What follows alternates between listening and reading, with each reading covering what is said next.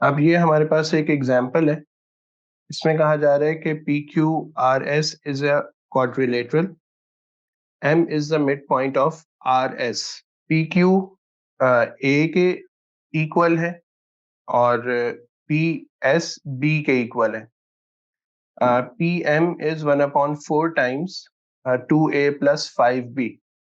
Find an expression in terms of a and b for sm. Give your answer in its simplest form. हमें सबसे पहले ना S M के लिए एक एक्सप्रेशन फाइंड करना है। स्टार्टिंग पॉइंट एस हो और एंडिंग पॉइंट एम हो।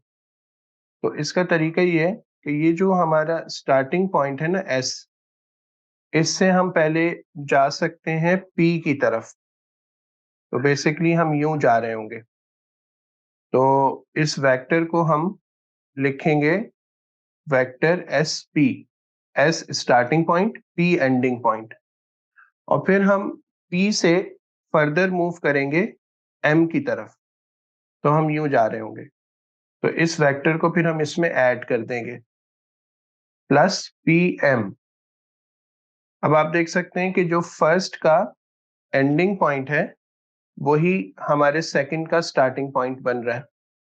और इसका जो रिजल्टेंट वेक्टर आएगा या जो ऐड करके वेक्टर मिलेगा वो एस से स्टार्ट होगा और एम पे एंड होगा, यानी एस एम हमें एज अ रिजल्ट मिलना चाहिए।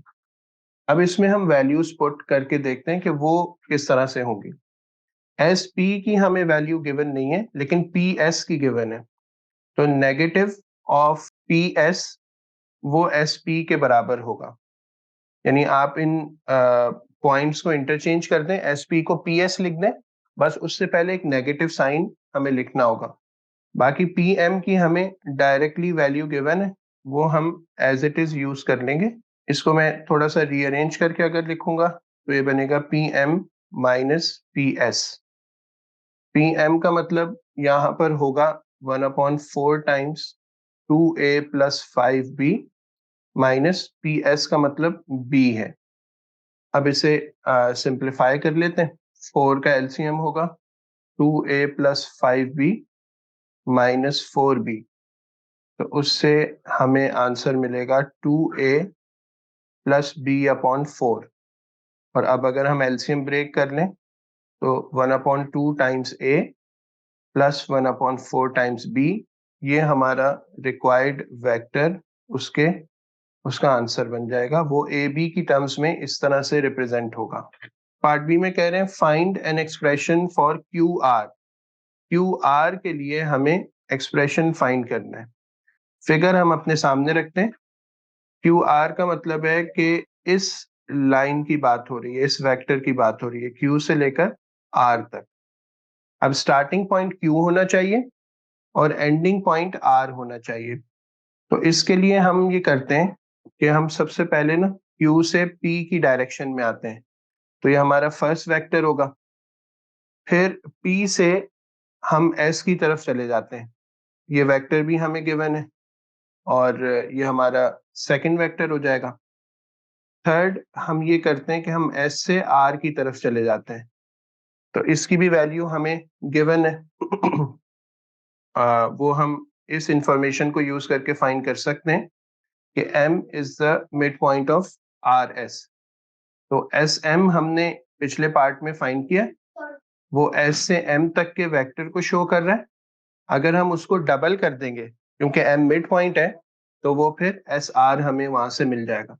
तो इस तरह इन तीनों वेक्टर्स की वैल्यू हमें गिवन है, उसको यूज करके हम क्यू आर फाइंड कर सकते हैं। अच्छा, ये जो क्यू पी हमें गिवन है या हमने यूज किया, इसके लिए हमें ओरिजिनल वेक्टर जो गिवन है वो तो पी क्यू है। तो हमें क्यू पी के लिए ज़ाहिर है इसकी डायरेक्शन को रिवर्स करना पड़ेगा।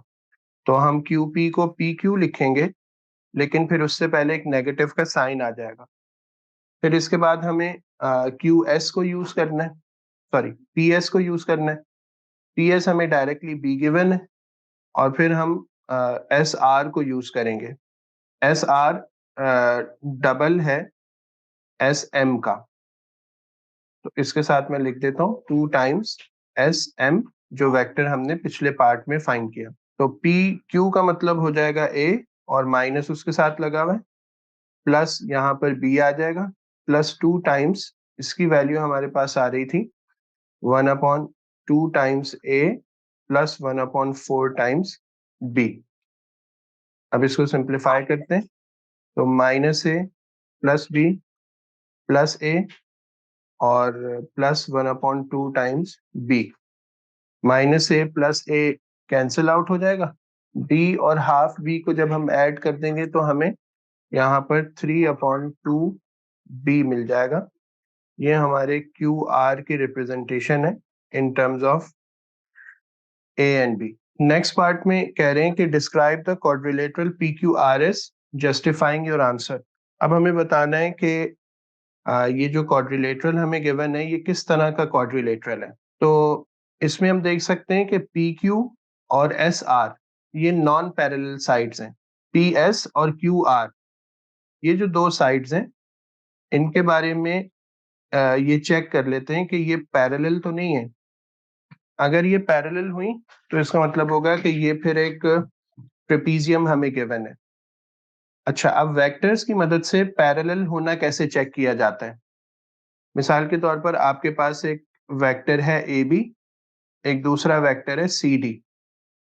अगर इस तरह से हो कि आप किसी न्यूमेरिक वैल्यू से सेकंड वेक्टर को मल्टीप्लाई करें और वो फर्स्ट वेक्टर में कन्वर्ट हो जाए, सिर्फ किसी नंबर से मल्टीप्लाई करने की वजह से, तो हम कहेंगे कि ये जो दोनों वेक्टर्स हैं ना ये पैरेलल हैं, यानी इनकी डायरेक्शन सेम है, बस इनके मैग्नीट्यूड में फर्क है।